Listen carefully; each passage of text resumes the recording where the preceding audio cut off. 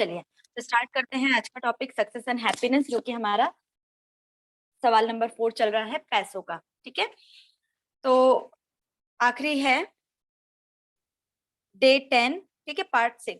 इसके बहुत सारे पार्ट्स हो चुके हैं, इसलिए हमने इसको, बहुत लंबा था इसलिए हमने इसको छोटे छोटे पार्ट्स में डिवाइड किया है। ठीक है, तो आगे बढ़ते हैं। कल हमने यहाँ तक पढ़ लिया था।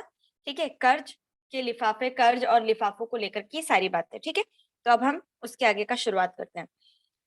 अब यहाँ तुम्हें खुशियां नहीं मनाना है।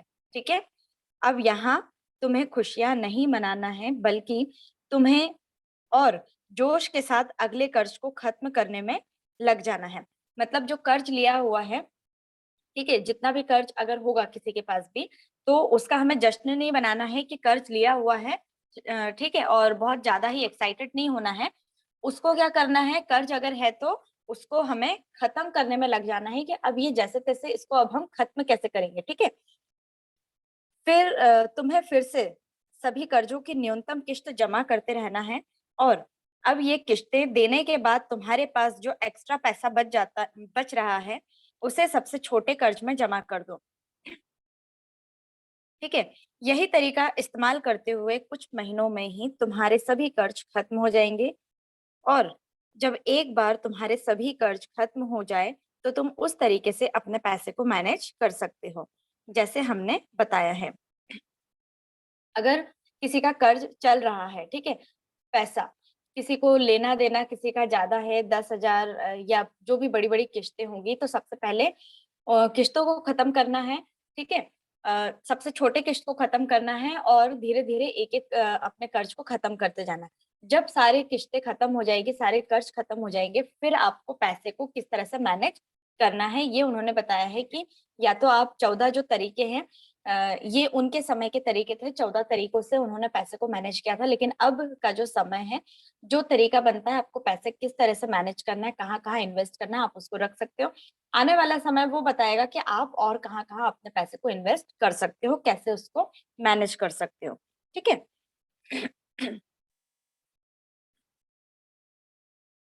मैंने सवाल किया, लेकिन सर आपने इसमें ब्याज दर की बात नहीं की। मान लीजिए मैंने जो कर्ज लिया है, उसमें किसी कर्ज पर ज्यादा ब्याज है और किसी पर कम, तो क्या मुझे ज्यादा ब्याज वाला कर्ज पहले खत्म नहीं करना चाहिए? भाई, ये इनका सवाल है कि अगर जिसमें ज्यादा ब्याज लगेगा, है ना, तो अभी तक इन्होंने ब्याज की कोई भी बातें नहीं की। तो वासु का सवाल था कि अगर मेरा जो ज्यादा जो हम ब्याज पर पैसे लेते हैं, जो कर्ज होता है, ठीक है, उसको हमें कैसे खत्म करना है, ज्यादा ब्याज वाले को खत्म करना है पहले या फिर कम ब्याज वाले को खत्म करना है? तो अभी सर बताएंगे, ठीक है, कि किस तरह से उनका आंसर है। सर ने कहा, हाँ, गणित के हिसाब से तो वही ठीक रहता है, लेकिन अगर गणित ठीक से काम कर रहा होता तो ये कर्ज होता ही नहीं। यहाँ समस्या गणित की नहीं, मनोविज्ञान की है, मतलब हमारे दिमाग की है। इसे मैं उदाहरण से समझाता हूँ। मान लो जिस कर्ज पर तुम सबसे ज्यादा ब्याज देते हो, वही तुम्हारा सबसे बड़ा कर्ज भी है। और इस कर्ज को खत्म करने के लिए तुम्हें वक्त भी ज्यादा लगेगा, और ज्यादा समय लगने से तुम थोड़े वक्त के बाद कर्ज मिटाने की अपनी ऊर्जा को खो देंगे, क्योंकि तुम्हें कोई नतीजे नहीं दिखेंगे। दूसरी तरफ अगर तुम सबसे छोटा कर्ज पहले खत्म करते हो, तो वो कर्ज कुछ महीनों में ही खत्म हो जाएगा। इस वजह से तुम्हें अंदर से खुशी मिलेगी, तुम्हें नतीजे दिखेंगे, तुम्हें जीतने का एहसास होगा, और फिर तुम अगले कर्ज को मिटाने के लिए और ज्यादा जी जान से कोशिश करने लगेंगे। समझा? लेकिन कर्ज मिटाने वाले इस प्लान में आपने कहीं भी चाहतों की बात नहीं की है, प्यार की बात नहीं की है, और ना ही उदारता की बात की है। ऐसा क्यों? मैंने सवाल किया, मतलब सवाल कौन कर रहा है यहाँ पर? वासु। सर बोले, वो इसलिए क्योंकि तुम्हारी चाहतों ने ही तुम्हें कर्ज में धकेला था। बिल्कुल सही बात है। कर्ज किसको लेने की इच्छा होती है? कौन लेता है? जिसकी चाहत होती है, ठीक है। और जिसकी बड़ी बड़ी चाहत होती है, उनको कर्ज लेना पड़ता है, और इसीलिए फिर कर्ज में डूब जाते हैं। घर के लिए लोन लेना, गाड़ी लेना, और भी बहुत सारी चीजें होती है ना। तो जब जरूरत आवश्यकता है, तो आप उसको मैनेज करो, आप उसको छोटे छोटे करके मैनेज करो, और इस तरह से मैनेज करो कि आपको कभी कर्ज किसी से लेना ही ना पड़े। लेकिन अगर हमने बड़ा कर्ज ले लिया, तो फिर क्या हो जाते हैं, हम टेंशन में आ जाते हैं कि हमको कर्ज कैसे चुकाना है। ठीक। तो कर्ज क्या होता है एक तरीके से, क्रेडिट कार्ड क्या होता है, अभी हम क्रेडिट कार्ड के आगे भी पढ़ेंगे कि क्रेडिट कार्ड भी एक तरीके से क्या है, चाहत है। क्रेडिट कार्ड क्या करता है कि हम ले तो लेते हैं क्रेडिट कार्ड में, ठीक है। अब जितना चाहे हम उस पैसे में से हमारी मर्जी के हिसाब से हम कुछ भी खरीदते हैं। तो क्रेडिट कार्ड भी एक ऐसी चीज है, ये भी हमको मतलब एक तरीके से ये कर्ज ही है ना। तो ये भी हमको एक तरीके से जाल में फंसाती है और उसी में से निकलना बड़ा मुश्किल हो जाता है। और अगर तुम कर्ज में डूबे हुए हो तो तुम थोड़ी बहुत ज्यादा उदारता तो दिखा सकते हो, लेकिन उदारता के लिए अलग से प्लान नहीं कर सकते।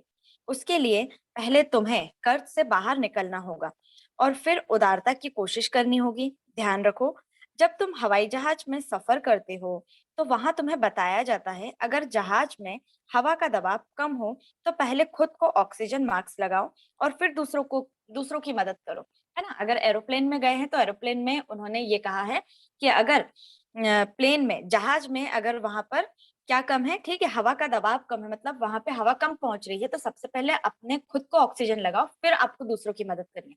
तो यहीं पर वो सारी बातें भी कही गई है, ठीक है। किस बारे में, कर्ज को लेकर के। यही कर्ज में डूबे लोगों के साथ भी होता है। उन्हें पहले खुद की मदद करना चाहिए और तब वो दूसरों की मदद के काबिल बनते हैं, है ना। उदारता का मतलब ये है कि दूसरों की मदद करना, आपको पैसे कहाँ पर लगाना है। तो हमने 10% जो पढ़ा था वही है कि 10% हमें अपने पैसे को उदारता में, किसी को देने में, दान देने में, या फिर कोई और एक्स्ट्रा या इन्वेस्टमेंट में हमको पैसे लगाना है। तो ये चीजें हैं। तो इसमें वही चीजें कही है कि पहले आप अपने पैसों को तो मैनेज करो, अपने कर्ज को खत्म करो, पहले अपने आप की मदद करो, उसके बाद आप दूसरों की मदद करना, ठीक। अगर ऐसा है तो फिर आपने 10% बचत के लिए क्यों कहा, है ना। हम उस पैसे को भी तो कर्ज उतारने में लगा सकते हैं। अब यहाँ पर इन्होंने कहा है कि अगर ऐसा है तो फिर वो जो 10% हमने अभी कहा था ना, उदारता में लगाना है अपना 10% को, तो उन्होंने ये कहा है कि जो पैसे हम उदारता के लिए लगाते हैं वो पैसे हम कर्ज को चुकाने में नहीं लगा सकते हैं क्या। इससे कर्ज थोड़ा और जल्दी खत्म हो जाता है। मैंने फिर से अपनी बात कही, हाँ हो सकता है, लेकिन एक संतान आमतौर पर कर्ज लेता है दो कारणों से। एक इंसान, ठीक है, एक इंसान आमतौर पर कर्ज लेता है दो कारणों से, उनके दो कारण होते हैं अगर उसे कर्ज चाहिए है तो। एक है चाहतों की वजह से और दूसरा होता है मजबूरी की वजह से, है ना। एक होती है चाहत कि आपकी इच्छा है, आपको बहुत बड़ी सी गाड़ी खरीदना है और वो आ रही है कितने लाख की, 8 से 9 लाख, 10 लाख की एक कार आ रही है, ठीक है, व्हीकल। तो ये क्या होगी, आपकी चाहत है। आपके पास ऑलरेडी एक गाड़ी रखी हुई है लेकिन उसके बाद भी आपको खरीदना है, तो ये आपकी चाहत है। ज़रूरत क्या चीज़ हो सकती है कि बहुत ही ज़्यादा ज़रूरत है, आपको मकान चाहिए है, आपको मकान के लिए पैसे चाहिए है, तो ये ज़रूरत है। तो इंसान 2 चीज़ों के कारण से खरीदता है, या तो उसकी चाहत हो सकती है, इच्छा, और दूसरी हो सकती है उसकी ज़रूरत, ठीक है? अब इस बात की कोई गारंटी नहीं होती है कि तुमने पैसे मैनेज करना शुरू कर दिया है, तो बाद में कोई परेशानी नहीं आएगी, है ना? अगर हमने पैसे को मैनेज करना शुरू कर दिया, तो बाद में कोई परेशानी नहीं आएगी, ऐसा नहीं हो सकता। हो सकता है कि फिर से परेशानी आ जाए और तब फिर से परेशानी आएगी तो ये सेविंग वाला पैसा काम आएगा और तुम्हें फिर से कर्ज लेने की जरूरत नहीं पड़ेगी। बिल्कुल सही कहा। मतलब जो 10% का पैसा जो बचा करके रखा था, ठीक है, उसको हमें इन्वेस्टमेंट करने के लिए जो रखा था, ठीक है, तो उन्होंने ये कहा है कि अगर तुम अपना पैसा ये भी उसमें लगा दोगे, अगर तुम कर्ज में लगा देते हो तो तुम्हारे पास तो कोई पैसा नहीं बचता है। लेकिन अगर यही 10% पैसा तुम अपना इन्वेस्टमेंट में लगाते हो, ठीक है, अभी से सेविंग कर रहे हो, तो क्या है, क्या तुमको पता है कि आने अभी हम बहुत अच्छे से जी रहे हैं, क्या आपको मालूम है कि हम फ्यूचर में हमारे साथ कोई भी प्रॉब्लम आ सकती है पैसों से रिलेटेड, तब आपको पैसे किसी से उधार लेने पड़ सकते हैं। तो ये नौबत ही मत आने दो कि आपको किसी से पैसे उधार लेने पड़े, है ना। ये पैसे आपको खुद को जमा करके रखो, कभी भी इमरजेंसी के लिए अगर कुछ ऐसा होता है तो, ठीक है। तो वही चीज कही है। पर बस ये ध्यान रखने की ज़रूरत है कि हर छोटी-बड़ी ज़रूरत के लिए तुम्हें इस पैसे को नहीं निकाल निकाल लेना है ना? उन्होंने ये कहा है कि हर छोटी-बड़ी ज़रूरत के लिए, मतलब कोई भी ऐसी छोटी-बड़ी ज़रूरत के लिए आपको हर कभी पैसे नहीं निकालना है। इस पैसे को तो तभी निकालना है जब सच में मजबूरी हो, ऐसी मजबूरी हो रही हो, ऐसी मजबूरी कि आपके पास कोई भी रास्ता नहीं मिल रहा है चारों तरफ से।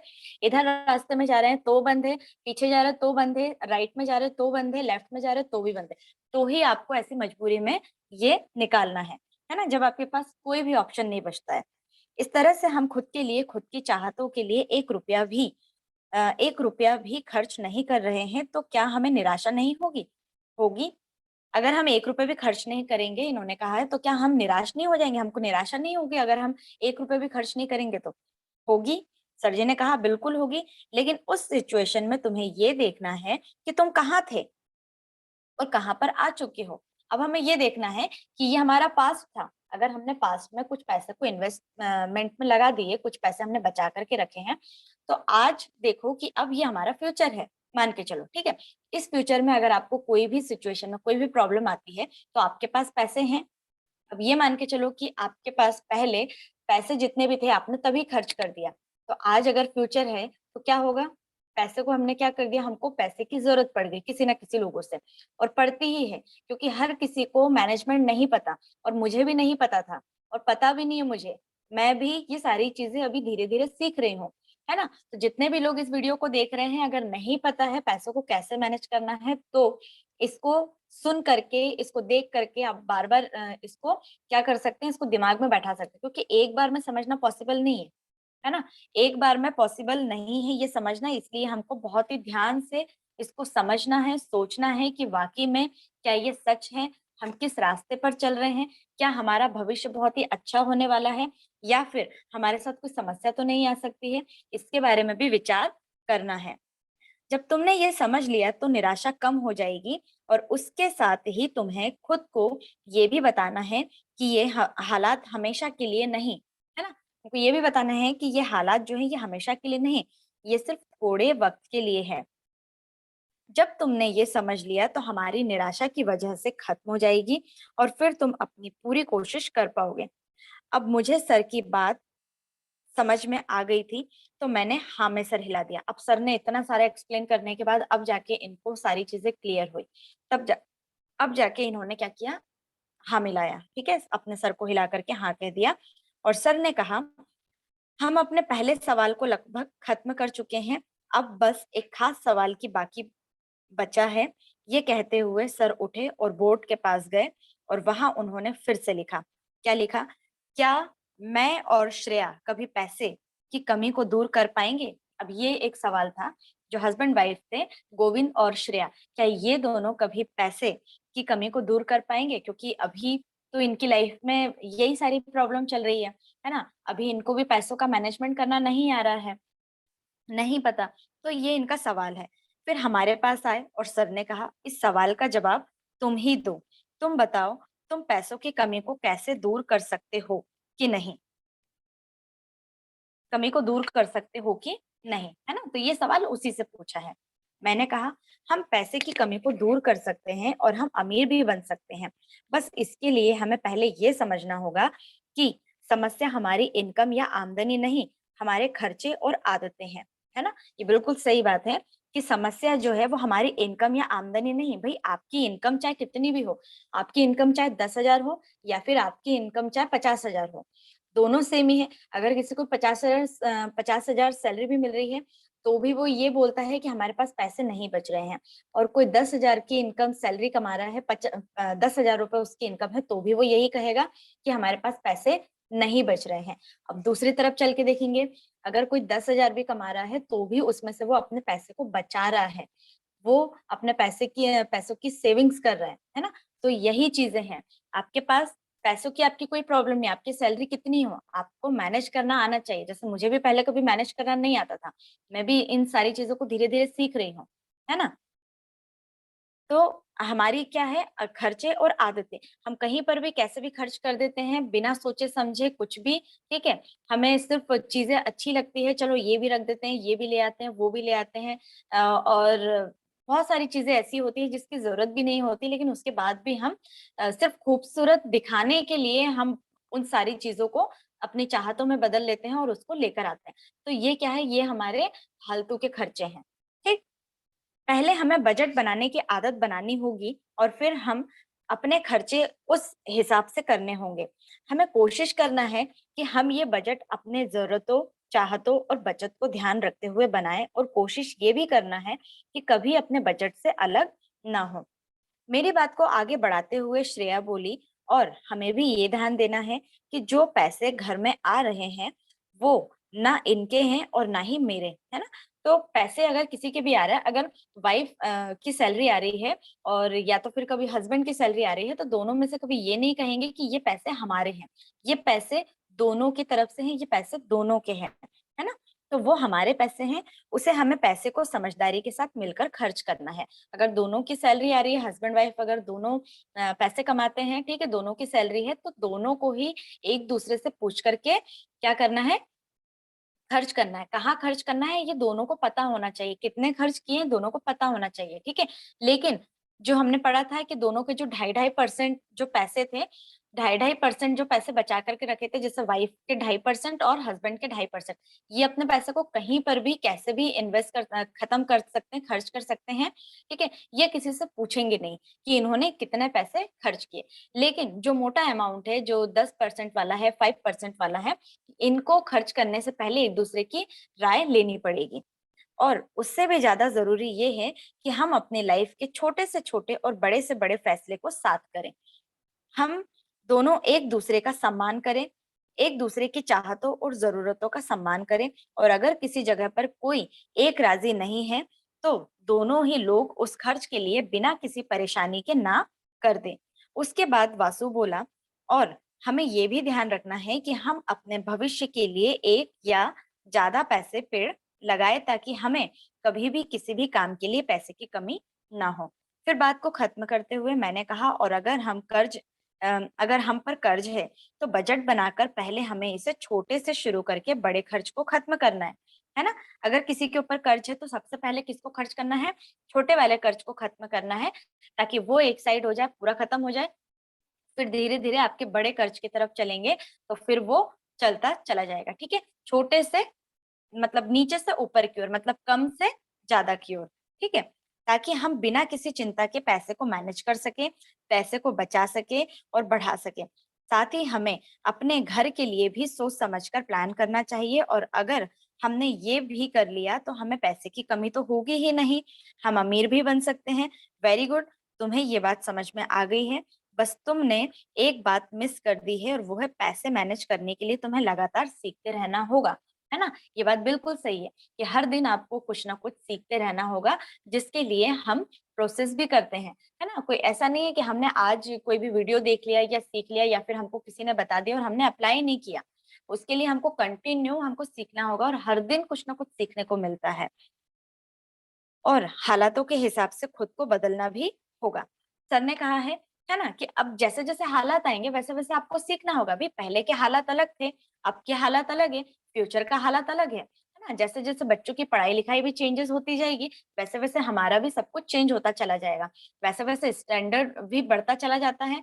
भई बच्चे फिर बाहर भी जाते हैं, कुछ लोगों के बच्चे बाहर फॉरेन कंट्री में जाते हैं पढ़ने के लिए, तो लोगों को भी उस हिसाब से मैनेज करना होता है।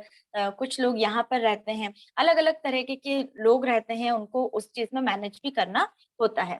तो ये सारी चीज़ें भी हमको सीखते रहना है। हम तीनों ने ही हाँ में सर हिला दिया, और सर ने कहा वेरी गुड, तो हम इस सवाल को अब खत्म करें। हम तीनों ने फिर से हाँ में सर हिला दिया। तो सर उठे और उन्होंने बोर्ड की तरफ से साफ कर दिया। उसके बाद बुआ ने सवाल किया, तुम लोगों को भूख तो नहीं लग रही? अगर तुम कहो तो बाकी बाद में करें, है ना? मतलब अब इनका यहाँ पर टॉपिक जो है पैसों से रिलेटेड टॉपिक खत्म होता है। इसके बाद फिर शुरू होता है दूसरा टॉपिक। हमने देखा घड़ी में कि 7 भी नहीं बजे थे। कब से बैठे हुए थे? सुबह 5 बजे से बैठे हुए थे, है ना? तो 5 बजे से लेके मतलब 1 से डेढ़ घंटे में इनकी कहानी ये खत्म होती है। श्रेया को जयंत की चिंता भी नहीं थी, तो श्रेया बोली, "नहीं बुआ जी, अभी ही करते हैं।" बुआ ने कहा, "बहुत अच्छी बात है।" उसके बाद बुआ अपनी जगह से उठी, उन्होंने चॉक को उठाया और बोर्ड पर लिखा अगला सवाल। अब अगला सवाल कौन-सा है? अगला सवाल इस टॉपिक पर बात होती है, वो है परिवार। ठीक है, तो परिवार को कैसे मैनेज करते हैं, परिवार उन्होंने कैसे बनाए थे, परिवार में लोग कैसे खुश हैं, परिवार में कोई भी मतलब सभी लोगों की आपस में अंडरस्टैंडिंग है, प्यार है, सम्मान है, तो ये सारी चीजें कैसे हुई थी, इस टॉपिक को हम कल कंटिन्यू करेंगे। ठीक है, 1 मिनट।